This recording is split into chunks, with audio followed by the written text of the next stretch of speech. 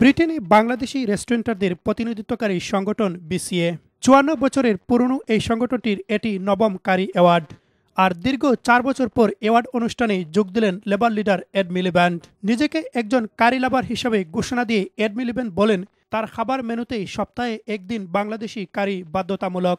We are so connected to so many of the things that the British Bangladeshi community does, including their restaurants. We all have our own favourite restaurant. Mine is Monsoon, just around the corner from me, where I live in London. ব্রিটেনে বাংলাদেশি কারি house বর্তমানে ১০,৫০০। British অর্থনীতিতে কারি শিল্পের অবদান ৪.৫ billion pound. অথচ এই শিল্প এখন নানা সমস্যায় জর্জরিত। এই সমস্যা মোকাবেলায় ন্যাশনাল ডায়ালগ প্রয়োজন বলে মত দেন Ed Miliband. Well, we will continue to have dialogue with the Bangladesh Caterers Association about all of the issues that they are facing around staff shortages.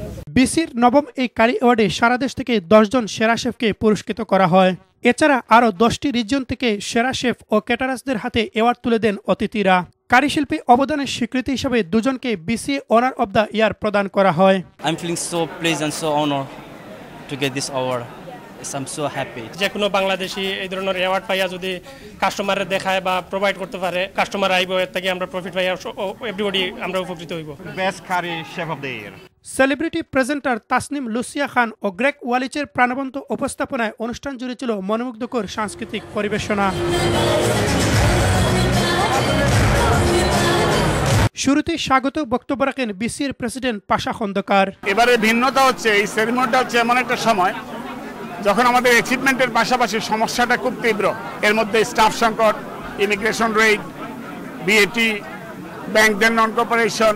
এই ইন্ডাস্ট্রির ব্যাকবোন যারা এই রেস্টুরেন্ট পরিচালনা করে এবং যারা শেফ বিহাইন্ড দ্য সিন যারা কাজ করে আজকের এই ইন্ডাস্ট্রিকে এ পর্যায়ে নিয়ে এসে তাদেরকে রিকগনাইজ করা।